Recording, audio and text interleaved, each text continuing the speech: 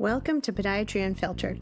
This is the podcast where we skip the sugarcoating and talk honestly about what it takes to survive and thrive as an independent podiatrist today. Hey everyone, welcome back to Podiatry Unfiltered. Today's episode starts with a story from this just past Friday.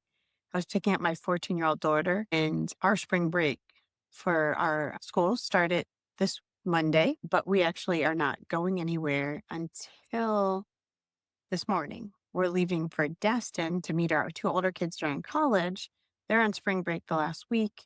We're going to head up that way, meet them, and we have a little RV we got in 2021. So it's kind of one of the best things we ever did. So if you're like an outdoorsy person or you like to travel, RV, so fun. So anyway, I picked my youngest daughter up from school on Friday. So normally I don't work a whole, it's going to sound bad. I don't work a whole lot during the week, and I normally don't work Fridays. But this past Friday, because I knew we were going out of town for 4 days, I decided to work long half days every day last week. That way, when we're out of town for these 4 days, it kind of evens out a little bit. Anyway, so I was picking my 14-year-old daughter up from school, and it turned into this perfect way to explain how I think about medicine, autonomy, and why some of us just aren't wired to work for other people. And if you're listening to this podcast, there's a good chance that you're one of those people. This podcast is not for everybody. But so last Friday was the last day of school before spring break. And my daughter texted me from school in the middle of the day. Mom, literally no one is here. Everyone cut class. Please come get me. Like crying emoji, like hand yourself emoji. That's not appropriate. Which is apparently what kids do now. Teenagers, they don't care. They have their phones during the day at school. She just texted me. And normally I don't work Fridays, but it is one of the perks of owning your own practice. But because we're leaving for the spring break, I knew I'd be out a few days following week. So I stacked my schedule a little bit. So again, this past week I worked Monday through Friday, but mostly mornings. And then my one long day, which is Thursdays till 4 p.m. And then Friday I was done at 12:45. Most people would not call that a long week. And honestly, they're right. But what people don't always see is that the clinic hours are just that visible part of the iceberg, right? Oh, this is when you're working. But when you do own a practice, I don't want to make it sound like it's all cookies and milk. There's staff, there's marketing, there's financing, there's systems, technology. It never really stops. Anyway, I leave the office, drive 10 minutes to her school. Now, normally I don't give in to like terrorists, but I really had nothing to do. And no one was at her school. Even when I pulled up into the parking lot, I think half the teacher's parking lot was empty. So I pull up to her school and she gets in the car and she does kind of performatively get tears in her eyes. And this is a kid who's really tough. She plays soccer. She can get leveled on the soccer field and pop right back up. And I asked her why she was performatively crying in my passenger seat. And she said, Mom, I just don't understand how people do this every day. You sit there waiting while people tell you what to do when you know you could be doing something else. And I started laughing because I thought, oh boy, this one might be unemployable. When I say unemployable, I'm not saying somebody who can't work. I mean somebody who wasn't wired to have every decision made for them. Someone who needs some autonomy, who wants to build something, who feels suffocated when someone else controls their time. And I know that's how I feel if I'm in that situation. I think school is honestly a preview of that life. You sit in a room, someone tells you where to go, when to leave, what to learn. And for some personalities, that works just fine. For others, it feels like a slow drain. I was a good student when I was a kid, but even then I remember thinking there has to be another way to do this. And honestly, I think a lot of my own thinking around this goes back to my dad. My dad was a special agent for the IRS. My dad worked for the IRS. So he spent decades watching how money moves, how businesses operate, and how things fall apart. And growing up, he used to tell me, if you can work for yourself, just do it. Not as a casual suggestion. He meant it seriously because through his work, he saw it over and over again. Businesses fail, partnerships collapse, careers derailed, because someone built their entire livelihood inside someone else's system. He saw what happened when people had no control, when systems that they depended on changed or disappeared or just turned on them. And I think that stuck with me more than I realized at that time. I think I was like in first grade, he started saying that to me. Because actually, he probably wasn't super happy working for the IRS. There's some clarity about watching someone you respect look at the world and say, if you can avoid being at someone else's mercy, do it. It doesn't mean entrepreneurship is for everyone, but it means you should at least understand you have a choice. And that choice became very real for me during my residency because residency is where you first see what medicine actually looks like when someone else is running it.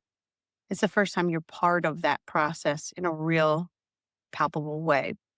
You see the politics, you see the pressure, you see what happens when clinical decisions get filtered through someone else's priorities and someone else's bottom line. And I remember thinking, I don't want to spend the next 30 years feeling like this. Instead of that feeling discouraging me, it clarified everything. I didn't do an associate position first. I didn't take a hospital job to play it safe.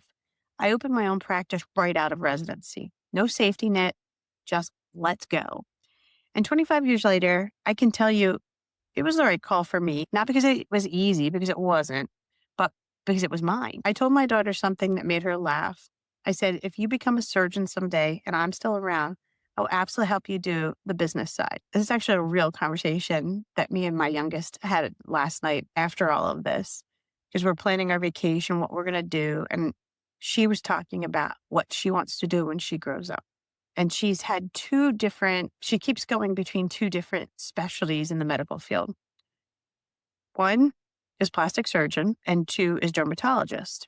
And when I ask her why she wants to do those, both of them kind of revolve around she wants to be financially secure. So, but I told her, if you go into medicine, we'll be able to help her with that business side. So it kind of makes her a little bit of a Nepo baby. Try to convince her to be a podiatrist, but she thinks feet are gross. So it is what it is. But I told her I'll absolutely help her with the business side because I figured so much out later in my career. So you can call that the Nepo baby advantage in medicine, but not handing someone a career, but handing them the knowledge that took me 25 years to figure out the hard way. Kind of wish I had that because the business side of medicine is never really taught. It wasn't taught in podiatry school, and I'm hoping they do that more now, but it does not seem like that as I talk to students and residents that come and intern with us. It doesn't happen in residency. It didn't for us, not anywhere. Everything about running a practice I learned through the mistakes, trial and error over the last 2 decades. What I learned in 25 years, um, someone with a mentor could learn in like 3, really. You still have to, even if you have a mentor who's helping you through that, you're still going to have that trial and error because it's just nobody's circumstances are the same. So if you're a podiatry student or a resident listening to this, I want to say something very directly to you. This profession can be incredible, but it will not feel incredible if you end up somewhere that makes you feel trapped. And I hear a lot of young people say that they feel trapped. If you're being pushed to see 2 patients every 15 minutes, if someone's looking over your shoulder on every clinical decision, if you feel bullied or squeezed like you're just a body generating revenue for someone else's system, it stops feeling like a profession and it really does start feeling like a job. And this is not a job. This is a profession. So those 2 things are very different.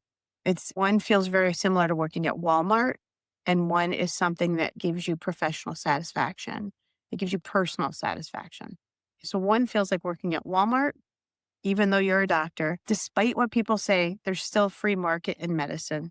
It just requires some courage. A lot of doctors are afraid to step outside of the system. They assume that the hospital is safer. They assume corporate medicine is more stable. And it may be a little safer in the short term, but safer doesn't always mean better. And it definitely doesn't mean happier. One more thing I've learned in the last 25 years is medicine is changing fast. I've learned that more in the last 5 years, faster than most people realize. Doctors who are thriving right now are the ones willing to adapt, willing to explore new technologies, new treatment approaches, regenerative medicine, but still providing good quality care for their patients, always your patient's best interest at hand. They're not waiting 10 years for everyone else to catch up. I've talked about this before. We've added SoftWave to the practice. We've added DPMX, we've Liposana, a lot of advanced technologies in our practice. And we are early adopters of these technologies, of these modalities. The doctors building the best practices right now aren't waiting for permission. We have to do stuff inside your scope of practice. You don't do anything that's going to get get you in trouble with your board, your state board, or doing anything that your malpractice insurance doesn't say is okay. I mean, those are governing bodies that definitely you have to adhere to. You can't go rogue. Like, I'm not I'm not doing anything crazy. I'm not trying to transplant leg hair onto somebody's head or vice versa. I mean, I'm doing things that are within the scope of my practice, and that's important. I think that's important. But if you're listening to this and you're a student, a resident, or a doctor feeling a little restless or a little trapped, maybe that feeling isn't a problem. Maybe it's a signal. Maybe you're wired to build something. Maybe you're just a little unemployable like my daughter. And honestly, maybe that may be one of the best things that can ever happen to you. All right, that's it for today. If this episode resonated with you, share it with another podiatrist who needs to hear it. And remember, medicine can still be an incredible career. Podiatry can still be an incredible career, but sometimes you have to build the version that actually works for you. See you next time.